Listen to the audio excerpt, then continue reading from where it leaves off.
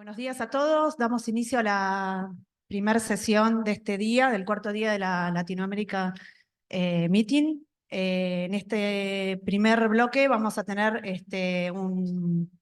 una charla review de la astrofísica estelar. So, welcome everybody to this first session of the fourth day of Latin American Latin American Meeting. And we have our first speaker, is a plenary talk.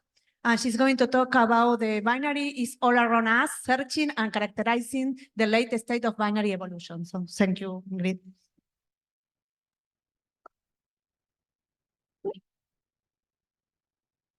Buenos dias a todos e todas. Bom dia and good morning, everyone. First of all, I'd like to thank the organizers for the invitation to give this talk. My name is Ingrid Pelisoli. I'm a Royal Society University Research Fellow at the University of Warwick in the UK. But don't let my half German, half Italian name and British affiliation fool you. I'm Brazilian. I'm only speaking in English because I think that probably maximizes the number of people who can understand me. But for the questions, please feel free to use any language you want. This is a quick overview of my talk, so you know what to expect and don't fall asleep at the wrong time. I'll start by telling you about how common binary systems are, and then how does it affect stellar evolution, and then I'll cover some case studies of observed evolved stellar populations and how can it inform our binary evolution models. I'll talk about double white dwarf binaries, about white dwarf main sequence binaries, and in the end, a little bit about hot subdwarf stars. Before I dive into binary evolution, I just thought it would be useful to remind everyone about how single stellar evolution works. For single stellar evolution, the final stage in the life of a star depends essentially only on its initial mass and a little bit on its metallicity. For anything that has an initial mass below 8 to 10 solar masses, depending on who you ask, the final stage is a white dwarf. And that is over 95% of stars. And that's why most of my talk will focus on binaries that do have white dwarfs. Only those stars with masses above 8 to 10 solar masses can become neutron stars if the initial mass is up to 25 solar masses, or black holes if the initial mass is above that. And not only the evolution itself is fairly simple, the intermediate stages also don't vary a lot regardless of the initial mass. You always have some form of giant or supergiant before you reach the final stage. And if we were to translate these stages into an HR diagram, which I'm showing here in terms of color versus magnitude, this is what we get. This is around 100,000 stars with parallaxes and therefore distances from the Hipparcos mission. And here you can clearly identify the stages that I mentioned before. We have the main sequence where stars spend most of their lives. That's why it's so well populated. We have the giants up there. And now here we have a few white dwarfs. There aren't many here just because white dwarfs are faint, so not many made into the Hipparcos catalog. They are typically more abundant than that. But if we leave the dark ages and have Gaia instead, where we have not only 100,000 stars, we have millions or even billions of stars with distances, depending on how selective you are, we can start seeing that there is more in the HR diagram than we can explain with single stellar evolution alone. We can still identify the same structures as before, namely the main sequence, the giants, and the white dwarfs, now more well represented because Gaia can go to fainter magnitudes. But there are structures here that do not correspond to any of these stages, and I'm sure you can already spot a few. There is, for example, this cloud of objects here that does not correspond to any of these stages. There is this bridge connecting the main sequence and the white dwarfs. And if you squint a little bit, you can notice that there is kind of a bifurcation towards the end of the main sequence. There is a secondary main sequence just above the main sequence. And the same thing happens for white dwarfs. And all of these structures that I have just pointed out to you are signs that binarity is all around us. All of them are caused by binaries in one way or another. This one up here is where the so-called hot subdwarfs, also known as extreme horizontal branch stars, live. Their position here is an actual reflection of their temperature and luminosity. Whereas this bridge here is a little bit more complicated. What we have here is an unresolved binary with a white dwarf and a main sequence star. So you have the blue of the white dwarf, the red of the main sequence star, and then they end up somewhere in the middle. The ones down here are also unresolved binaries of two white dwarfs. So you have the combined luminosity of the two, and the system becomes overluminous. That's why it lies just above the rest of the white dwarfs. And it's the same thing for the main sequence there.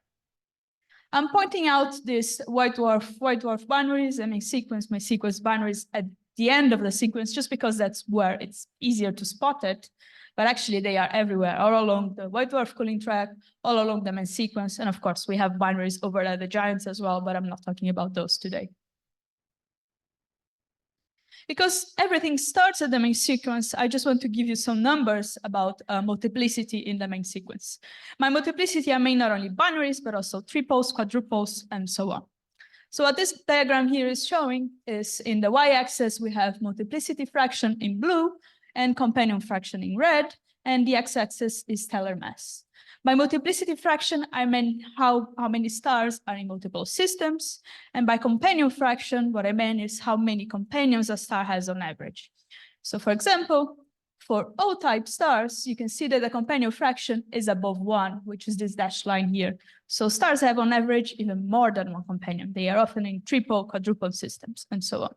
And the multiplicity fraction is at least 80%.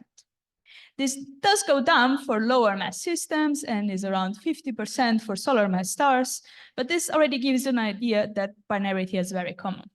And if you convolve this behavior here with an initial mass function, what you obtain is that between 1/3 and 50% of stars are in binaries. So that's the first message of this talk, and arguably the most important one.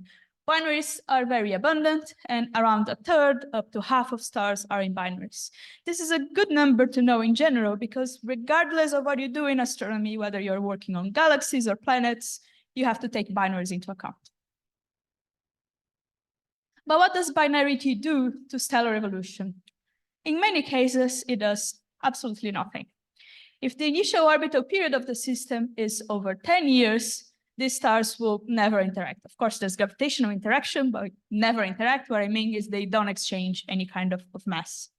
So these stars will simply evolve as single. But for around 25% of stars, or even half of stars, all of those things depends on who you ask, there is interaction, and by interaction, I mean mass exchange between the two stars. What typically happens is that the more massive star will evolve first, and then it fills its rush lobe. When that happens, it means that the star is so large that part of its mass is beyond where the gravitational pull wins over the gravitational pull of the companion. So mass starts being transferred to the companion, and then you have interaction, and then weird things happen. Because this happens for between 25% and 50% of stars, and between 1/3 and half of stars are in binaries, we can conclude that between 1 in 4 and 1 in 12 stars will interact at least once in their lifetime, which is a number you can't simply ignore. And that's a bit unfortunate. I wish we could ignore it sometimes, because binary evolution gets really, really complicated. I don't expect you to be able to see what is in this figure here. I just wanted to illustrate that it is complicated. If you actually want to see what is here, the reference is down here at the bottom. So before I showed you the single stellar evolution diagram, it only had 3 branches. It was easy to follow. This one has many branches. The reason why it gets complicated is in itself simple. Before we had just 1 star with 1 metallicity. Now we have 2 stars. We have the separation between them, and so on. So you increase the number of parameters you can tweak, and that increases the complexity of the evolution of the system. But let's try to simplify this a little bit. That complicated diagram is actually a combination of only 3 different processes. One of them is stable rush lobe overflow. This process is simply what I was saying before, where 1 star one star fills its large lobe and starts transferring mass to the companion.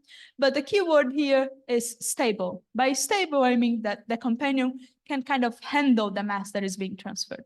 This mass will either accumulate on the companion or the companion will burn it. Some mass might get lost from the system, but this happens in a stable manner, so there will be no abrupt changes to the binary configuration. However, if the mass transfer is too high and the companion cannot handle it, this mass will start to accumulate around the stars and form what is called a common envelope. In the common envelope, things get more complicated. You have the friction between the two stars and the envelope. This envelope eventually gets ejected, carrying away a large amount of energy, and the binary will get closer together. And the last process that we can have is a merger. And this merger can happen after a common envelope, it can happen in a common envelope, it can happen after a common envelope, and after a stable rush lobe overflow scenario. So you see why the diagram gets so complicated. We only have 3 processes, but we can combine them in different manners. We can have these processes happening at different stages in the life of the star, and that's why we have so many different outcomes. One important aspect here is that orbital period decreases from stable rush overflow to common envelope. Of course, for mergers, there is no orbital period anymore, which means that typically systems that only undergo stable rush overflow have longer orbital periods than those that undergo common envelope. And common envelope is also a very efficient way of decreasing the orbital period of a star. I said before that the stars get closer together because of friction, the envelope carries away energy. So actually, common envelope is responsible for creating all compact binaries in our galaxy. And by compact binaries, I mean those with periods of a few hours or even a few minutes. And those are the ones that are very interesting, for example, for gravitational waves or for supernova neighbor progenitors. So common envelope is very, very important in stellar evolution, and we don't understand it very well. There are many open questions in binary evolution. I'm going to list only 3 of them here because I only have 40 minutes, and then I'll go into each of them into a little bit of more detail.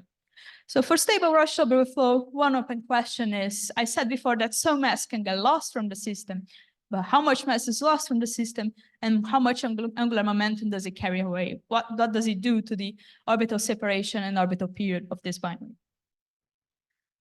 For common envelope, I said the common envelope needs some energy to be ejected, but how much energy, how efficient is this common envelope ejection? And for mergers, the main question is, well, which one of those lead to a supernovae?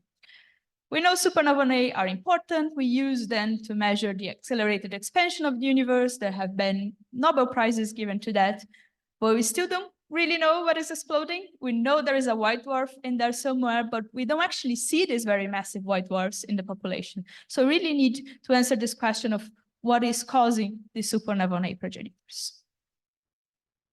So that's the second takeaway message of this talk is binary evolution complicates things, but it is very important because up to half of binaries interact.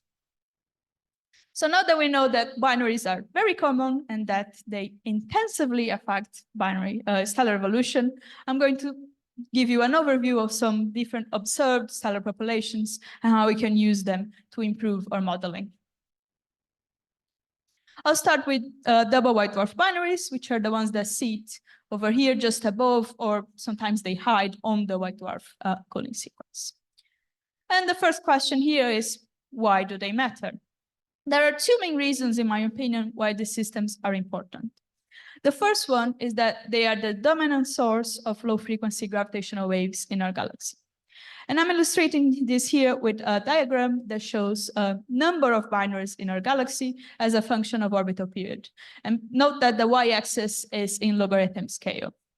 The solid line is double white dwarf binaries, and the other lines are binaries that involve at least one component that is not a white dwarf.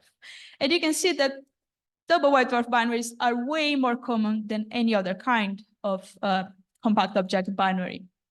The only reason why we haven't directly detected the gravitational waves from double white dwarf binaries is simply because the detectors that we have in operation now, like LIGO, they are not sensitive to these frequencies. But in the near future, in the next decade, we are going to have LISA, the Laser Interferometer Space Antenna, which is essentially a triangular shaped laser in space, which I find super cool. And LISA will be sensitive to the frequencies of the gravitational waves emitted by double white dwarf binaries. And these systems will actually completely dominate the signal to be detected by LISA. There are two main components. One is systems that will be resolvable by LISA. By resolvable, I mean the signal is strong enough or well separated enough that we will be able to say, okay, there's an emerging white dwarf in that direction. Let's point our telescopes there and do some multi-messenger astronomy. The other signal is a confusion noise. There are so many double white dwarf binaries in our galaxy that we cannot individually resolve all of them. And what this will cause is a so-called confusion noise that adds up to the instrumental detection limit of LISA. So what I'm showing in these figures here is the dashed lines are the predicted instrumental detection of LISA after 1 year and after 5 years of operations. And this solid line here and this confusion line here, which are actually the same, this is just a smoothed version of it, is the signal that is caused by this unresolved population of double white dwarf binaries. And you can see that it is comparable to the instrumental detection of LISA. So we need to understand this signal very well to actually know the detection threshold of LISA. And unfortunately, we don't understand the signal very well. What I'm showing here is a diagram from a paper published last year, where they estimated this confusion noise using two different techniques. One, using the observed population, which is the orange line, and the dashed line is using our models, which are calibrated by the observed population, but not everything matches super well. And what you can see is that not only the amplitude of this is different, but importantly, the cutoff frequency is also different. And what this means is that even though we are investing $2 billion on LISA, we still don't know how well it will work because we don't understand the white dwarf population well enough to say what is the detection limit of LISA, which I find quite scary. The other reason why double white dwarf binaries are important, I already hinted at before, they are potential supernova neighbor generators. And that's one thing I want to talk about a little bit in more detail. Before I get into that, I just wanted to show you what we know about the population of double white dwarf binaries in our galaxy. So this is a pie chart that was made from population synthesis that was driven by a volume-limited sample of white dwarfs within 20 parsec. It's not a huge volume, but white dwarfs are faint, so this is the population that we had complete at the time. Now we are starting to complete a 40 parsec population. And with this population synthesis, by population synthesis, I just mean they took everything we know about binary and single stellar evolution, evolved the population, and got some different fractions here. And this population synthesis says that between 10 and 18% of white dwarfs are in double white dwarf systems. And what does the observation tell us? Well, observations only find usually around 5 to 6%, and the most optimistic ones, which are actually quite questioned, say 10%. So we don't seem to find all of the double white dwarf binaries that the theory predicts. And one of the reasons for that is that the systems are actually very difficult to find. I'm going to show you why. So let's take two single white dwarfs and look at their spectra. One has 10,000 Kelvin, is the one in blue, and the other one has 6,000 Kelvin. If you work on anything other than white dwarfs, you're probably wondering where are all the other lines. For white dwarfs, there is nothing. They have very high gravities. So unless they are actively accreting some material, like planetesimals, the only thing that stays in the atmosphere is the lightest element, which is hydrogen in over 80% of the cases. So that's why we only see the hydrogen Balmer lines here. So let's take these two stars and combine them into a binary. This is what we get. And let's isolate this binary. Can you tell the difference between this and a single spectrum? You can't really. It is a little bit overluminous, but if we don't know the distance to the star very well, and white dwarfs are faint, so even with Gaia, the parallax is not always great, you cannot tell that this star is overluminous because there are two stars there. It might be just that it's closer to us than you initially thought. So the only way we can really use spectra to find double white dwarf binaries is if we zoom in and search for radio velocity variability. So here I'm showing the same binary as before, but now in 3 different epochs. And you can clearly see the position of the H alpha line changing. And if you have enough resolution, you'll even be able to see the absorptions of the 2 different components. So that's the most efficient way of finding double white dwarf binaries. Here's an expensive way, but it's what we can do. And there was one survey that did this very well, so I want to talk about it a little bit, which is a survey called the ESO Supernova Type 1a Progenitor Survey, or SPY. Like the name suggests, they were trying to find type 1a supernova progenitors, and what they did is they obtained at least 2 spectra for 625 white dwarfs and compared the radial velocities of the 2 spectra, searching for variability. This is an example of one side of spectra where they didn't find variability. The black line is the observation and the blue line is the model, and you don't see any variability here.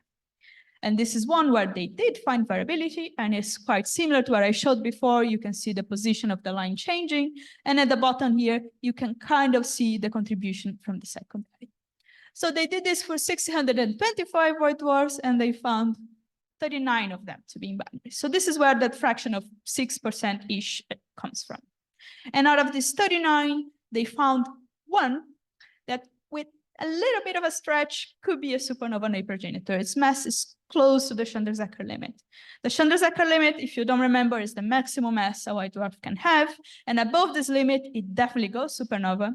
But now we have some models that say that white dwarfs don't really need to get to the Chandrasekhar mass. It can be below that, but we don't know how much below. And the fact that out of 625, we only find one that can be a supernova A progenitor is a problem. In fact, if we take the galactic population of white dwarfs and estimate what supernova A rate we can get from that, we get a number that is around 10 to the -5 per year.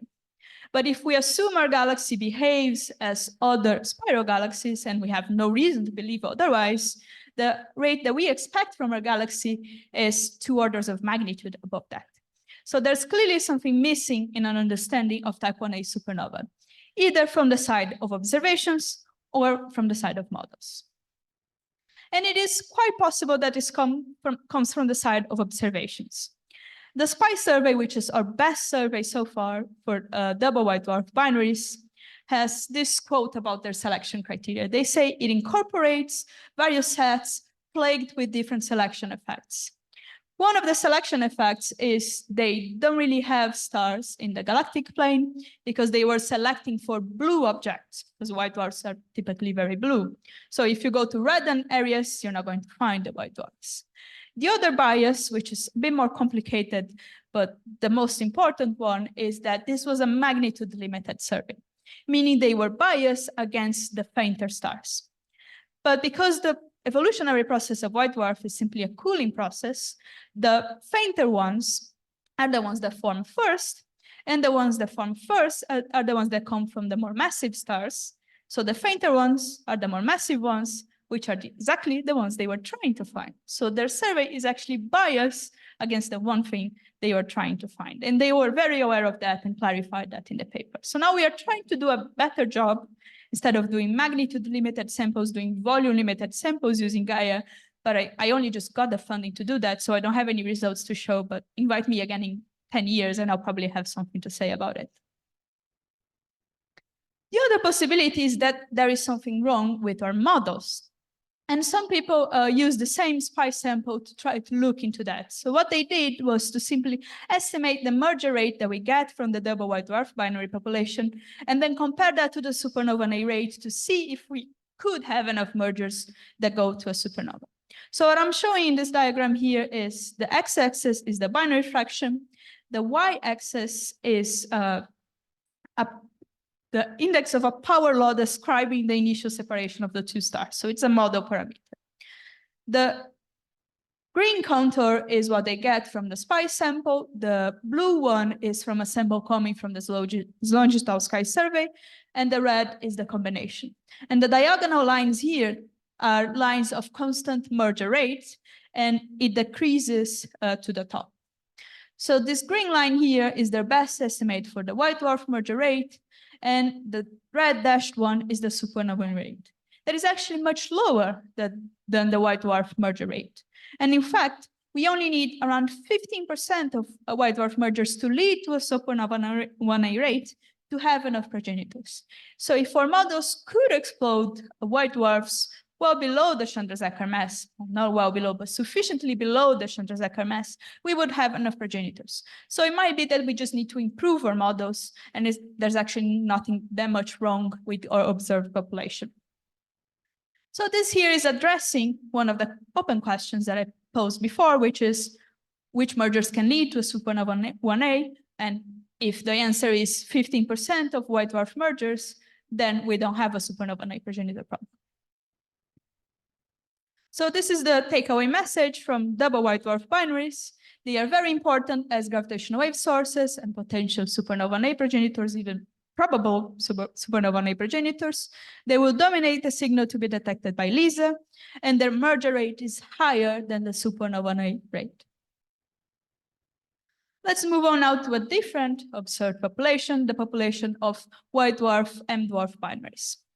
At the beginning of the talk, I said I'm going to talk about white dwarf mixed sequence binaries, but I lied. I'm only talking about 10% of that population. And that is because I'm only talking about white dwarf M dwarf binaries, because those are the easier ones to find. The luminosity of a white dwarf and of an M dwarf is comparable, so if you combine them, they quickly move away from the main sequence. But if the white dwarf has a companion of type K or earlier, the companion completely dominates the light, and they end up here on the main sequence. We can still find them if we look for ultraviolet access from the white dwarf, for example, but that is quite difficult and expensive to do. So we typically focus on white dwarf M dwarf binaries, which are easier to find and very useful, as you will see. What makes them useful? I mentioned before that we have stable Roche-Lober flow and common envelope, and that the orbital period decreases from one to the other. For white dwarf M dwarf binaries, the threshold is somewhere between 300 and 1500 days, meaning white dwarf M dwarf binaries with orbital periods above 1500 days, if they had any interaction, this interaction was only via stable Roche-Lober flow. For periods below that, there was probably one common envelope, and for periods shorter than 300 days, there was definitely a common envelope. And because short orbital periods are easier to find, you don't have to follow up the star for that long to find them, a large fraction of the observed population of white dwarf M dwarf binaries has undergone a common envelope. So they are very useful for constraining this very complicated evolutionary process that is super important for understanding compact binaries in our galaxy. What do we know about the observed population of white dwarf M dwarf binaries? I'm showing the same diagram as I showed before, the same pie chart, but now I'm highlighting the population of white dwarf M dwarf binaries. And what we find is that between 13 and 19% of those are predicted to exist in the solar vicinity. And what we find is that the fraction is around 15%. So now we have a very decent match. And one of the reasons for that, I already hinted at before, is that these ones are very easy to find. So let's take again our 10,000 Kelvin white dwarf, but now instead of giving it another white dwarf as companion, let's give it an M dwarf as companion. And now let's put this into a binary, and now anyone in this room can probably tell that this is a binary, even if you never worked with white dwarfs. You have these titanium bands here that you wouldn't expect from a white dwarf, and you have the Balmer lines that you wouldn't expect from an M dwarf, so you can quickly spot this as a binary.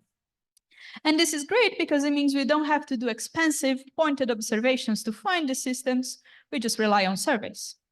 The Sloan-Gestalt Sky survey found over 3,000 of the systems without even trying. I don't think they were searching for them at all, as far as I know.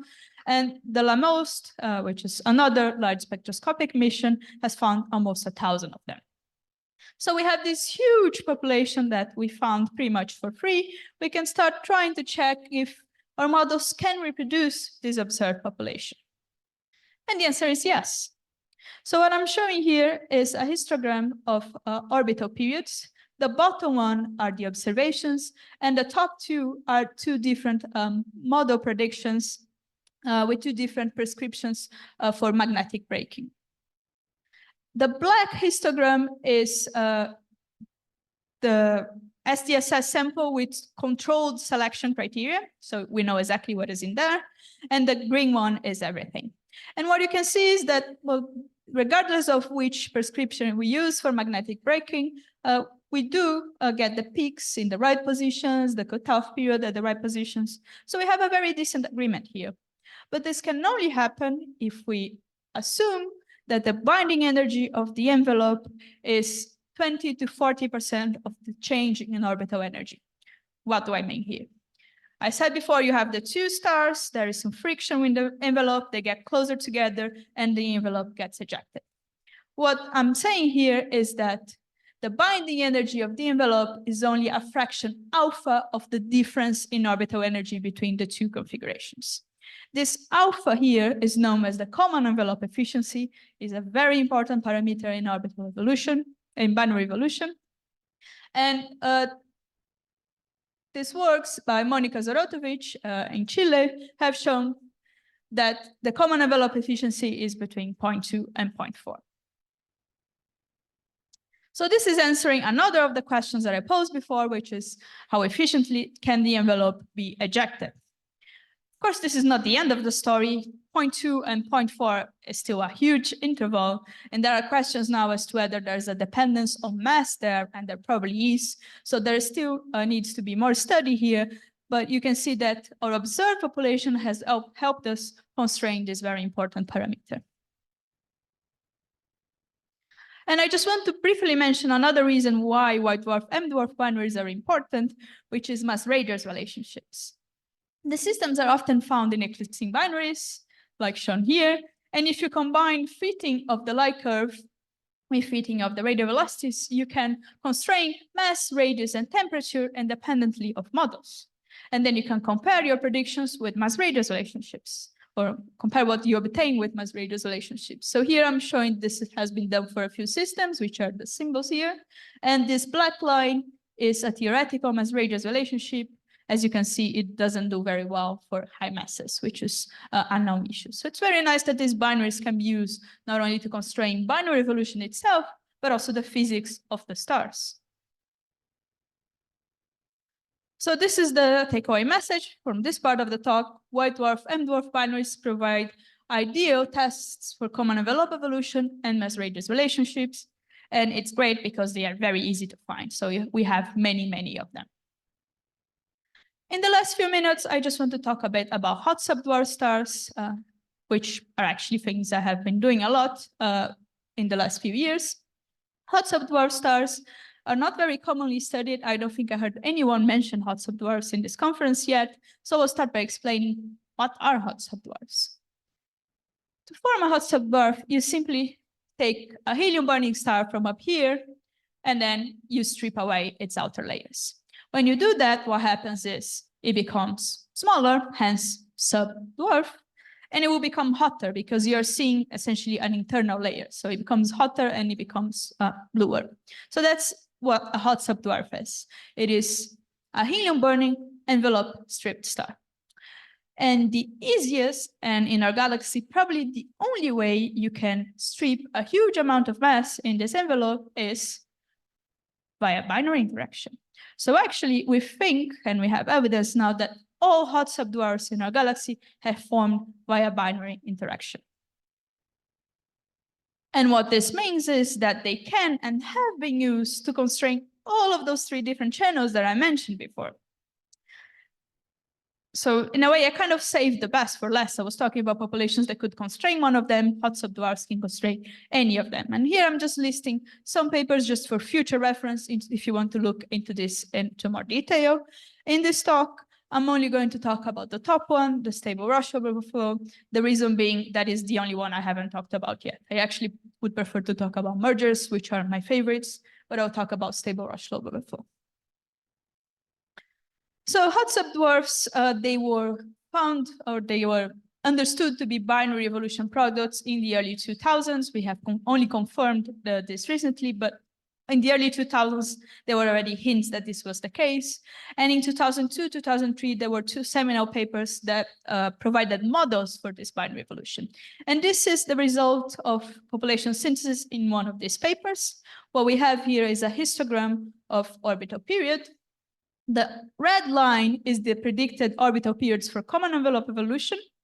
The black bars that you see down here are the observed systems at the time. So at the time, all of the known systems were consistent with common envelope evolution. The green line is what they predicted for stable Rush-Lobe overflow systems. And there are two things that I want to call your attention to here. One is that they predicted a peak of orbital periods around 100 days, and they predicted very few systems with periods longer than 500 days, and no systems whatsoever with periods longer than 1,000 days. And then came observers who did an amazing job following up these systems for years until they could determine the orbital periods. They did that using rate of velocity variability. And this is what they found. So again, we have systems coming from common envelope evolution here, and now new systems coming from stable Rush-Lobe overflow. Just to clarify, the fractions here are simply an observational bias. Short period systems are easier to find. That's why we have more common envelope ones. But we expect the fraction to be similar between the two. And what the observations found here is that the peak is at 500 days, and we definitely do have systems with periods longer than 1,000 days. So it's completely inconsistent with the model projections. So given this observational evidence, the theorists had to go back to their models and understand what was going on. And they found that their treatment of mass loss during stable Rush-Lobe overflow was way too simplistic. So they improved on that. And here are the new predictions. The black solid and dashed line are the new predictions with slightly different prescriptions. And now we do have a peak at around 500 days, and we do have systems with orbital periods over 1,000 days. So thanks to observational input, we could improve our models for stable Rush-Lobe overflow and start answering the question of how much angular momentum is lost from the system during stable Rush-Lobe overflow. Again, it's not the end of the story. The very long orbital periods are still very difficult to explain, and people really have to do some fine tweaking to get that. So they are still trying to improve on these models. So this is the takeaway message from this part of the talk. Hot subdwarf stars are ideal testing grounds for any binary evolution models because, as far as we know, they only form in binary interactions in our galaxy. So this is my summary, just putting all take-home messages together. If you learn just one thing from this talk, please remember binaries are abundant. You can't ignore them no matter what you're doing, and they can complicate stellar evolution. But we can use evolved binary populations to improve our models. We can use double white dwarf binaries to constrain gravitational wave models and understand the origins of supernova novae. We can use white dwarf M dwarf binaries to probe common envelope evolution and mass radius relationships. And you can use hot subdwarfs to test any binary evolution models because they always form in binaries. So thank you very much for your attention, and just a quick advertisement that I have an open PhD position at Warwick. We have scholarships. At the moment, we have one student from Chile and one student from Brazil on these scholarships. So if you're looking for a PhD, please keep this in mind. You can scan the QR code for finding more information, or just come and have a chat with me. Thank you.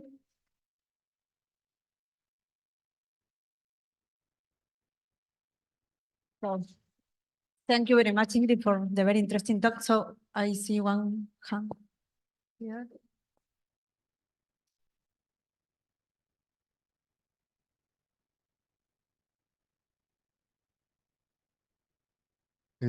Congratulations, very nice talk.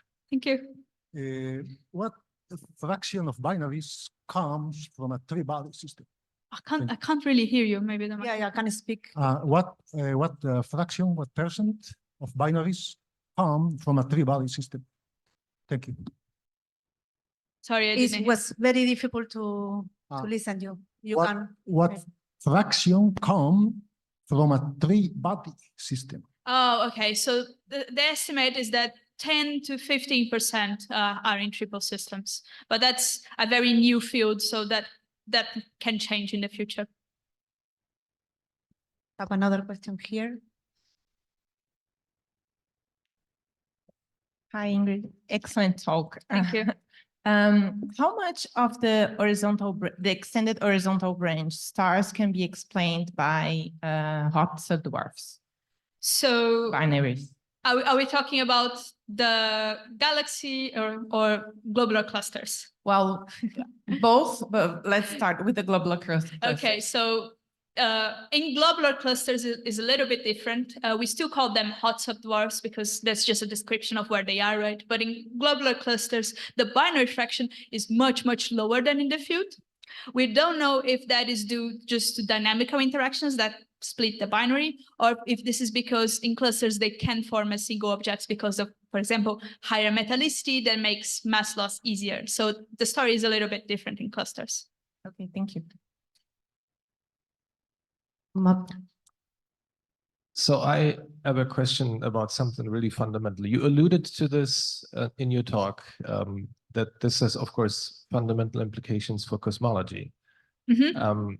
Maybe this is asking too much, but do you have an estimate of how much the explosion energies can vary depending on the binary evolution channels? So that's one of the things I want to understand. So that's one of the things I proposed as part of this fellowship I just got, because I think this could increase our systematic uncertainties. And maybe this is one of the things contributing to the Hubble tension, but I'm not sure just yet. It's something I plan to investigate in the future. I'll ask you in 10 years. We'll have a question. Hi. Since the orbital period can change during Rajleigh overflow, how can you really distinguish between the population of between the distribution in period between Rajleigh overflow and the closed binaries from combo envelope? So for some orbital periods, we can't really distinguish. Some intermediary orbital periods, like of a few days, could come from either channel. But for the very short orbital periods of hours or for the very long orbital periods, then we can definitely distinguish. In between, we have to do probabilistic estimates of where they might have come from. More questions, comments? We have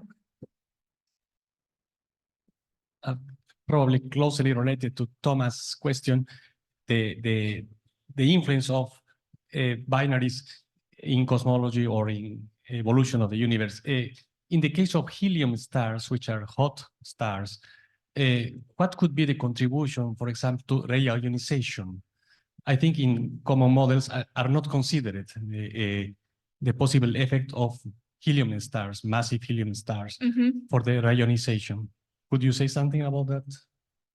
I probably can't say much about that because it's not something I work with, but you're definitely right that they could contribute. And hot subdwarfs, they are actually one type of helium star, but you can have more massive ones that will probably be contributing more to this because they are more luminous. But I don't work on those, so I can't say much about it. Sorry.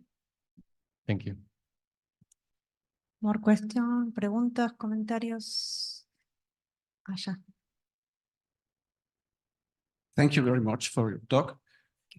Putting restrictions to the supernova 1A rate is a fundamental topic for many reasons, and in particular for elliptical galaxies. When you try to estimate the X-ray emission properties in elliptical galaxies, you must consider that fraction. And it would be very important to restrict or see how these predictions that you are saying are coupled with the emission properties in galaxies, for example. Yes, for sure. I completely agree. Yeah, that's why I emphasized at the beginning that binaries are important, even if you're doing extragalactic astronomy. Hot subdwarfs, for example, they have been used to explain the UV upturn in elliptical galaxies. So yeah, you do have to keep them in mind. Yeah.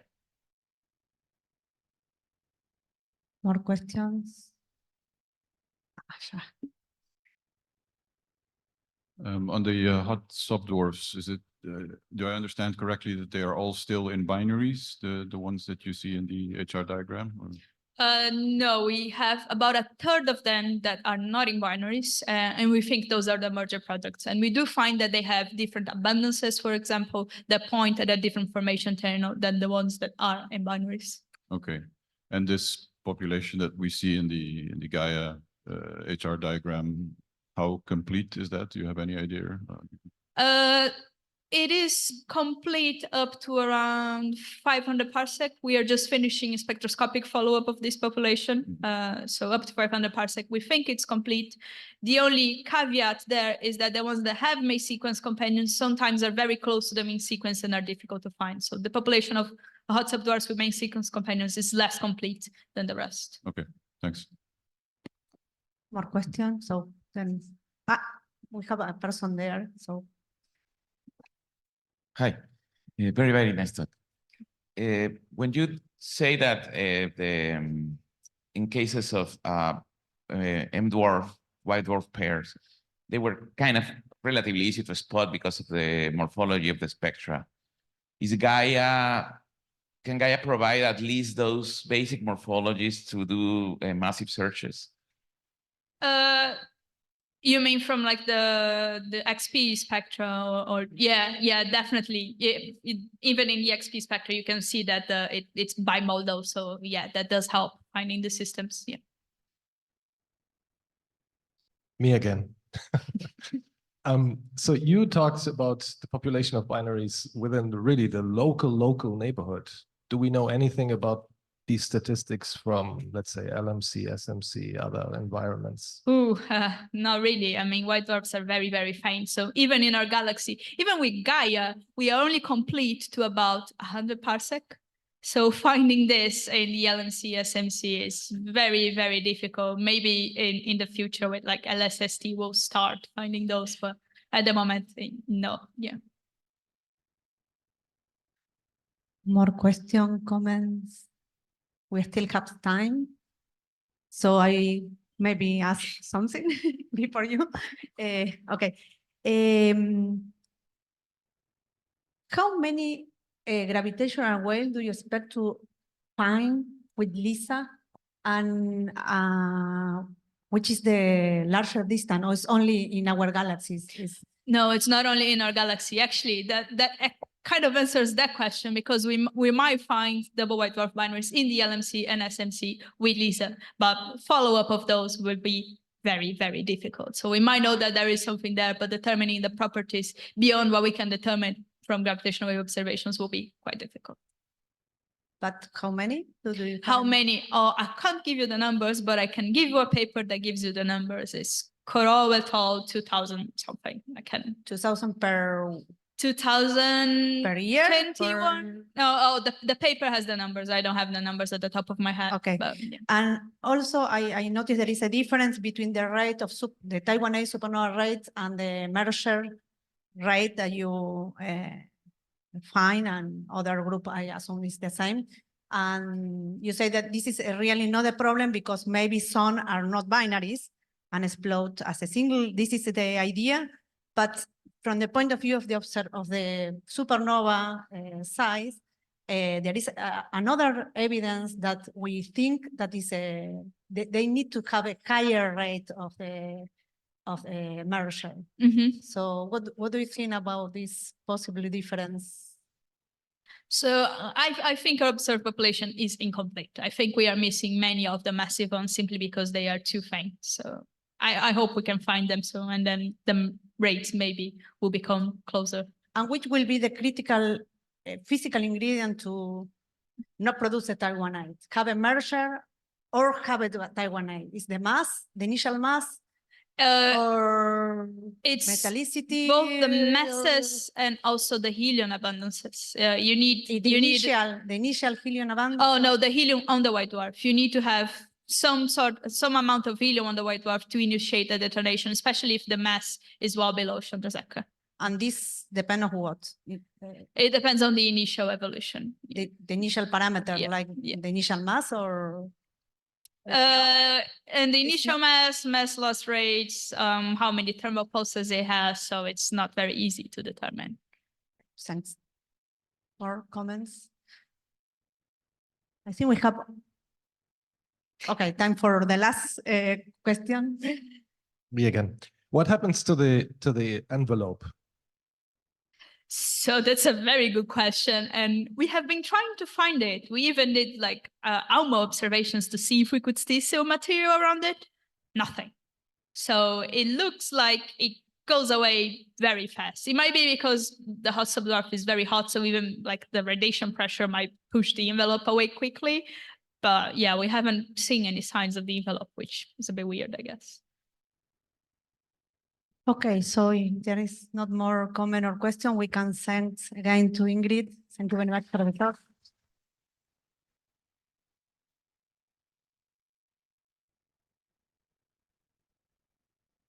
Okay, so the next speaker is going to be remote. So are you here, Denise? Can you hear me? Hi. Yes, perfectly. Hi. So I will tell you 5 minutes before the end. Okay, so Ingrid Gonçalves is going to talk about planetary nebula and symbiotic star. So can you? Okay. Yeah, share my screen.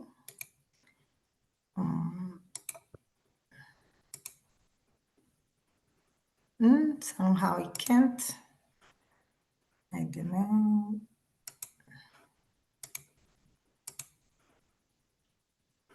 I don't know why I cannot share the entire screen. I'm trying, so help perhaps.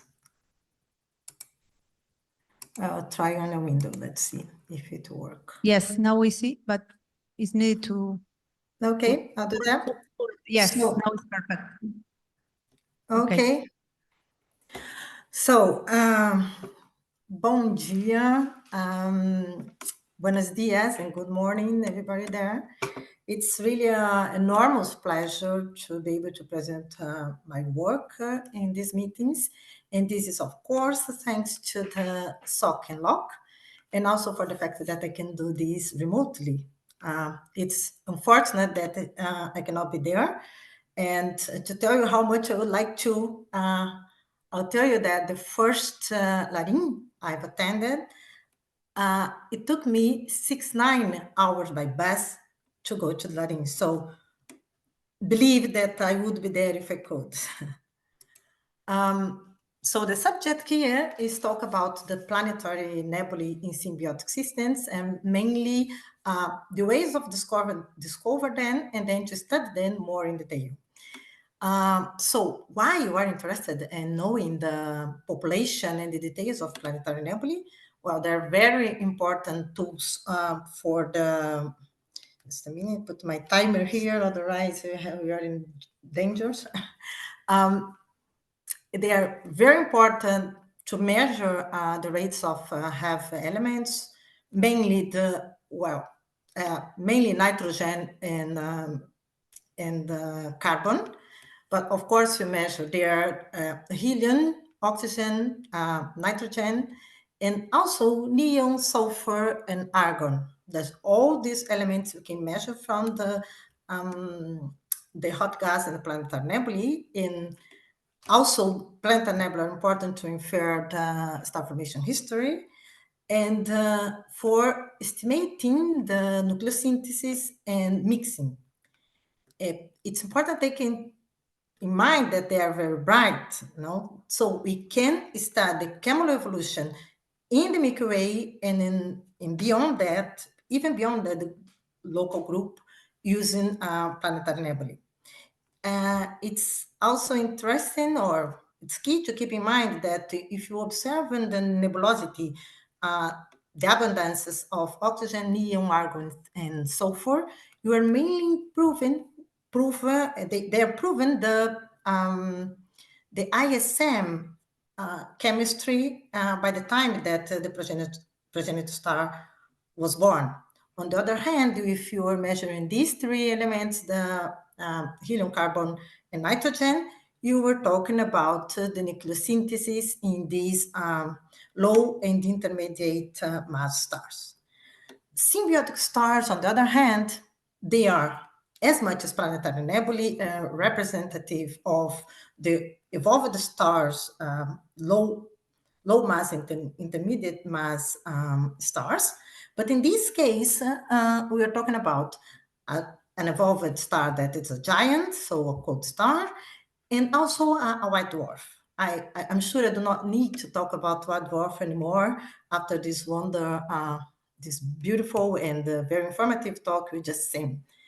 In the symbiotic stars, this phenomena it's very important because there is part of the wind of the giant is transferred to the white dwarf. So in this process, that it was well explained a while ago, minutes ago, this interaction cause or the type of phenomena you can see in this interaction or the shaping of the nebulae, accretion disks, formation of jets, peculiar chemistry, and as you heard, the possibility of symbiotic stars as the progenitors of supernova one-way. Then, if you go to the number of these populations, I put here some numbers, those we expected and those we know. And of course, the numbers of these objects depends on the mass and luminosity of the galaxies. So if you're talking about the Milky Way, the expected number go from 3 to 6, 10 to the 4, and those that are known are around 4,000. In terms of the symbiotic stars, the expected number it's 40,000, and we know less than 300.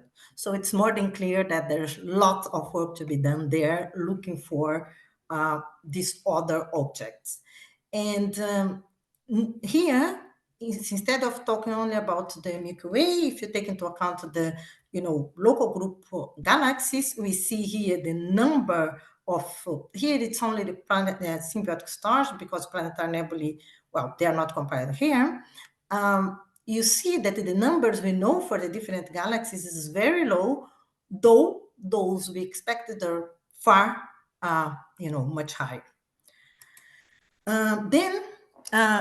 So our group at the Valongo Observatory and Federal University of Rio de Janeiro is doing, we are developing there a number of projects related with these two populations.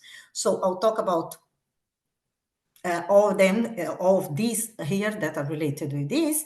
And this is the selection of search for planetary nebulae symbiotic stars using VFAS and RWISE, S+ in JPAS in the future. So here we are doing mainly the candidate selection, and there is no follow-up like in the previous one. The HUNTRESS says that it's a way of looking for searching for extragalactic symbiotic systems. And then we also are working in this that it determining the expected numbers of symbiotic systems in different galaxies. Then I'll talk also more quickly about the in-depth studies of planetary nebulae, some of the studies we are doing there that has to do with open cluster planetary nebulae, the statistics of the low energy structures in planetary nebulae in the optical, and also the relevance of the molecular counterpart of these structures. So the first part, like the surveys looking for using catalogs of VFAS and RWISE, you are looking for symbiotic stars. And I started here with symbiotic stars because as we know that there is a white dwarf and a co-giant, so the photometry in the red and the blue is needed for selecting these objects. But in addition of this, we also need the H alpha magnitudes. So this is why IFAS did the important work on this, because in addition of the R and I filters, they also have H alpha. Then if you put together the two mass, it's possible to find symbiotic stars and planetary nebulae as well. So this need of the two parts, I mean the red and blue photometry, it's at a lesser extent, but also happens with planetary nebulae. But as you see here, and this is a two mass two-mass color diagram, there are a number of objects that will have similar colors as those of the symbiotic stars. So it's clear that you need much more than color diagrams to find these guys. And then you are using machine learning to do that. And this comes from these two works, in fact, by Across et al. So here what we're doing in using the classification tree and the always colors to find symbiotic stars. So here, from here, you take the criteria, the selecting criteria, and as well as for plaNeTaRy nebulae, similar approach for plaNeTaRy nebulae, but of course they are less important at the red part of the spectrum. So the criteria are different for the two kinds of objects. Then, as I said, the age of emission, it's very important as well. So using the optical, you use the same criteria that was used by Vironen et al. In 2009. And because, mainly because IFAS, it's very much, VFAS plus is very much similar to the IFAS. So it's the southern counterpart of that survey. In this way, if you use the OIs and VFAS magnitudes, you can get a number of plaNeTaRy nebulae and symbiotic candidates. In fact, those you see here in blue, you will be observing in next January. Then, to show you an example, this is all-wise image of one of these plaNeTaRy nebulae candidates. In fact, this one is as well in the hash catalog as a PN, possible PN. And we took hundreds of, we found hundreds of candidates. We took spectra for 13 of them. And the first thing is that, of course, you were finding plaNeTaRy nebulae symbiotic systems, those that are not the brightest ones. Those are already in the catalogs. So you use a SOAR for the spectroscopic optical follow-up. And what you find there is that at least from those 13 that you observed so far, half of them, are really plaNeTaRy nebulae symbiotic stars. And another important thing here is that because you were observing the whole, the entire range in the optical, you are also able, in addition of identify the kind of source, to give their physical and chemical characteristics. So there was a poster here about this by Giovanna Liberato. Then another project that is doing this. So this time using J+, S+, and J+. So the advantage here is that these surveys, they have much more than three filters, but they have a number of narrowband and broadband filters. So in principle, you could be able to construct color diagrams, which would separate much better the different candidates or types of sources. As we see here, well, very quickly, what we see here in these 12 bands survey, it's all of the, you see here, it's plaNeTaRy nebulae models, and in red, you see the symbiotic stars. So it's not clear that we separate that well, symbiotic and plaNeTaRys from the other stars. And this implies that, here I'm showing you one spectrum in these 12 bands of the plaNeTaRy nebulae, a plaNeTaRy nebulae.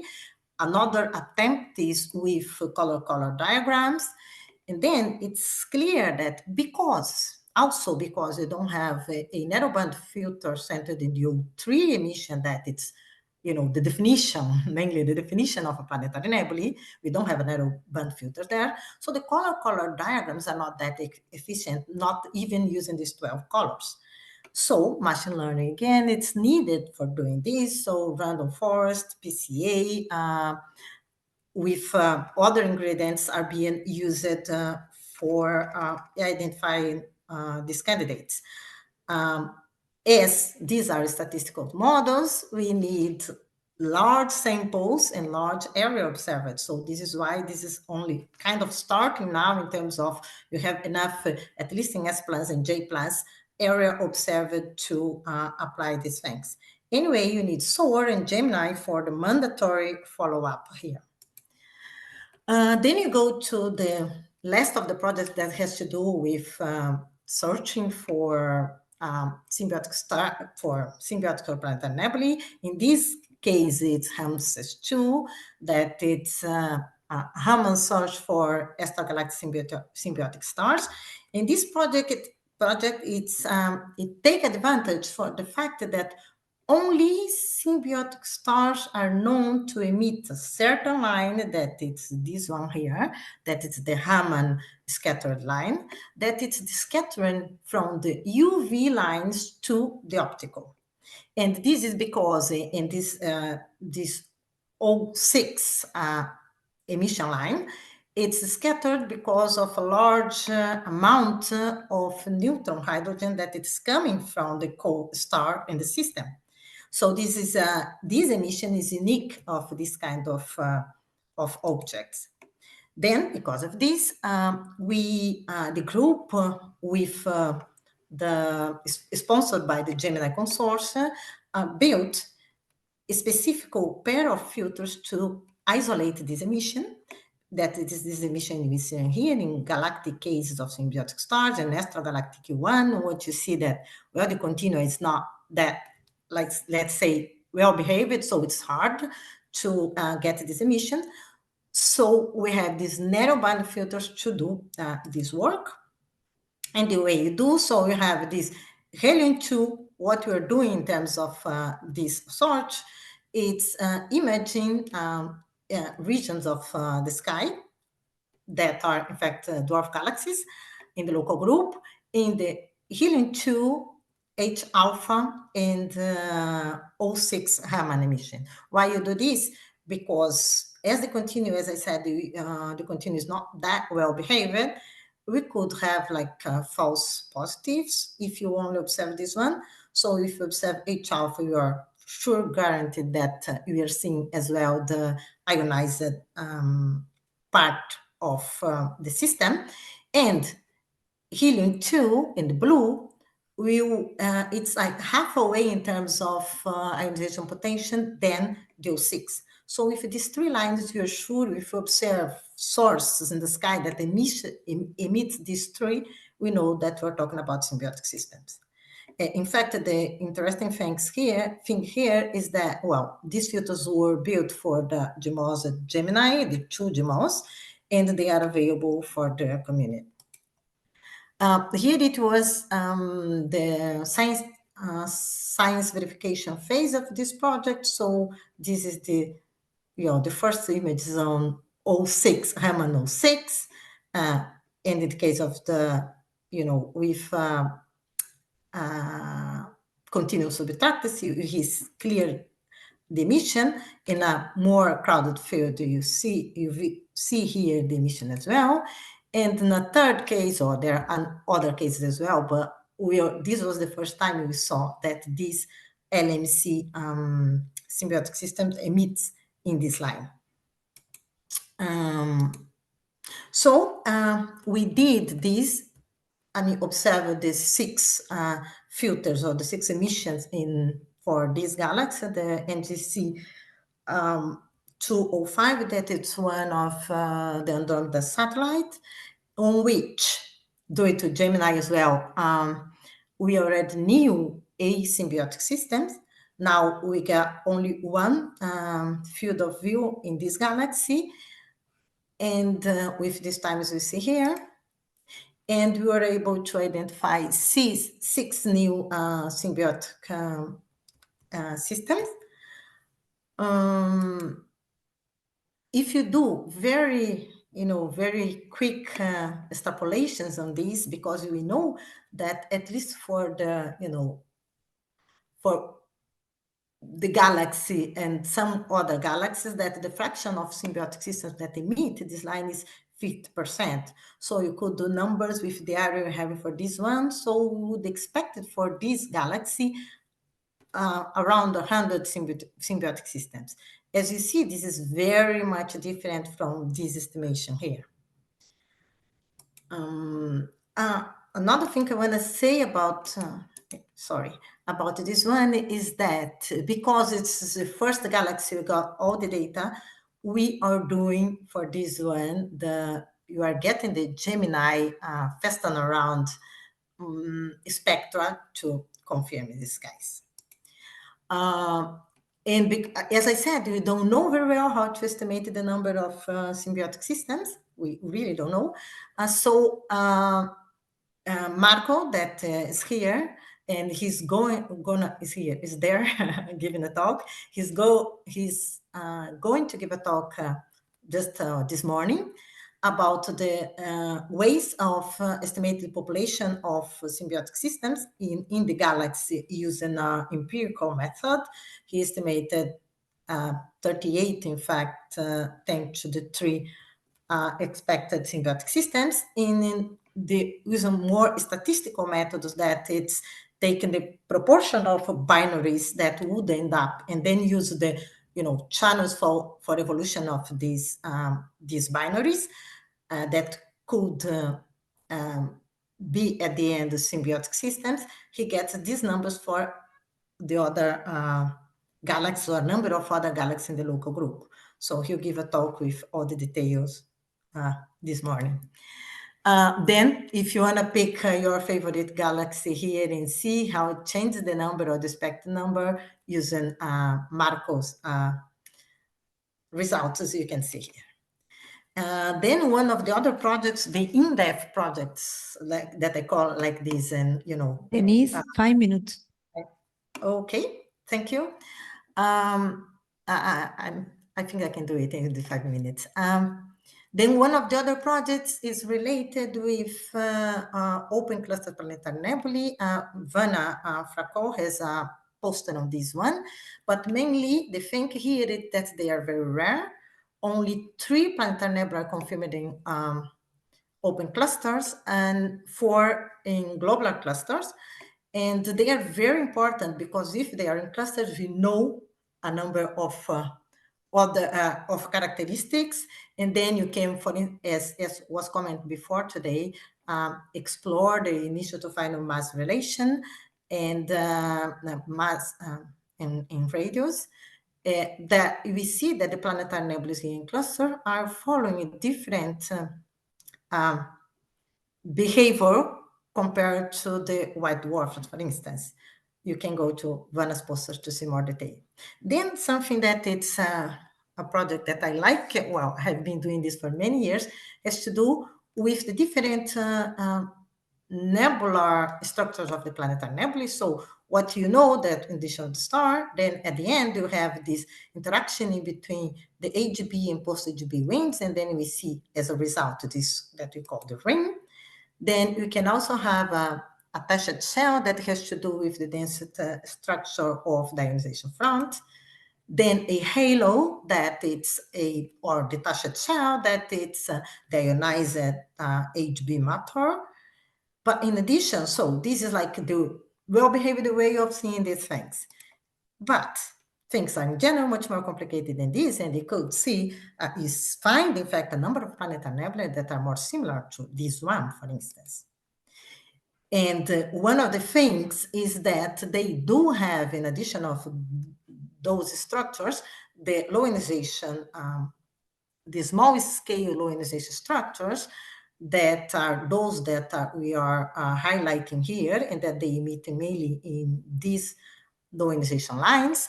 And the thing with them is that they appear in all kinds of planetary nebulae. We know that they have peculiar expansion velocities and densities compared to the other components, and it's not that clear the way they are formed. So why they are that much important? They are very much important because they are related. A number of times they appear in pairs. So pairs mean collimation. Collimation has to do with the jets. So the collimation of the bipolar, for instance, bipolar outflows in planetary nebulae, but even more collimated the jets has to do with these structures that, of course, at the end has to do with the ways the planetary nebulae, spread the enriched materials to the interstellar medium. I'm sure you are well convinced by this after the very comprehensive and beautiful talk by Laurence Sabins 2 days ago. So I have been studying these structures for more than 20 years, but now in a multi-wavelength approach. So you're using, in addition of the optical long-slit spectra and IEFU, you're using also Gemini for the molecular counterpart of it in the molecular hydrogen, and single dishes in ALMA for the CO. And this is what I try to show here in these 2 minutes I have to the end. The thing is that in the optical, I'm putting here, showing here, the statistics of the low ionization structures in green, and the other structures, the shells and rings, the comparison between these two things. So what you see is that the temperatures, the electron temperature is the same. It doesn't matter the kind of structure. The electron temperature in nitrogen 2 and in oxygen 3. But then we see that the electron density, it's different. And it's a surprise that the electron density is discrepant and very small in the lower electron density in the low energy structures than in the rest. And this is completely in disagreement with the models that for the formation of the whole collimated structures in planetary nebulae, at the end you get as well these low energy structures, but they are far denser than the other structures. For here, in addition of the statistics, you use Isaac Newton telescope and Danish telescope in the past, so these small telescopes that you got data in the past for doing this kind of analysis. In terms of the excitation of these guys, as they could have a much higher expansion velocity than the other structures, you'd expect that they could be shock excited, but this is very rare. It's though very complicated to differentiate in between the photonization and the shock effects in these structures in planetary nebulae. We did, enormous effort to do that, and we were not able to separate that much. There are only rare cases in which shock is important. In terms of abundances, doesn't matter what it is, the element, the low energy structures behave the same way as the other structures. Then, Denise, the time is over already. Okay, I go to the conclusions very quickly, only saying that we saw this talk that has to do with these jets, the molecular hydrogen and the CO emission of these structures were very hard to find. You used single dishes and ALMA, and you were not able to get the CO. Though the molecular hydrogen, it's clear in a number of these structures that you have studied very detailedly. So at the end, I would like to say that this is really my last slide, that there were lately, during the last years, improvement in the statistical of symbiotic stars in a number, at least in M31 and M33. And our group is like very slowly contributing to this kind of things, mainly in the South Hemisphere, and in terms of the statistics of planetary nebulae and symbiotic stars. And it's important to say here that the access to Gemini, SOAR, GTC, VLT, and ALMA were very important to support our study. And because of this, nowadays, we would like to say that these low energy structures are not that much unknown anymore. In fact, they are coming to the agreement of the predictions of the models. And saying that all this work, it's a group work with people from all these countries. Thank you for your attention. Sorry for the time.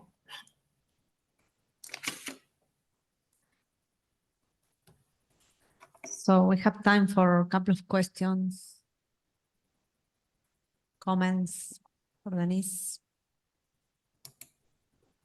Oh God, I think. No questions? So maybe you want to comment something more? We have 1 minute. Yeah. Okay, we see the person. Yeah. Hi, Denise, it's Florence. Oh, hi. Doc, just a question. So you mentioned that RRLA-LARIM, it's a survey from basically with S plus and VFAS, etc. So everything is from you're completing the sample from the southern hemisphere. Do you have any estimation on the northern one? Is it already completed, or there's still things to do on the north with IFAS, UVEX, etc.? Yeah, with IFAS, we are not really working with IFAS, but with VFAS. And with VFAS, I mean, there are a number of working to be done, because we had, for instance, either for PLANeTaRy nebulae or Symbiotic Stars, we have found a number of candidates that you could not follow up in order to be sure if they are really these kind of objects. We are doing this. And in fact, the idea is that, and you did a read for one, that whatever you get, this spectra, we are also uploading or sending this for their hash people to complete their catalog as well. So this is a very, it's very slow work, because, you know, to get time to do the spectroscopic follow-up, it's not easy, no, for PLANeTaRy nebulae. And I think that you mentioned HUNTRESS as well. So HUNTRESS, it's much easier in this sense, because in fact, you can much easier in the sense that you do not need necessarily the spectroscopic follow-up. But then, I mean, there are very deep images that you need to map the galaxies in these 3 emissions, no, helium-2, H-alpha, and O6. So it takes time. Till now, we have, have still lots of work to be done. You have the observations for another 3 galaxies that you're treating, and then you want to keep doing this. Thank you for your question.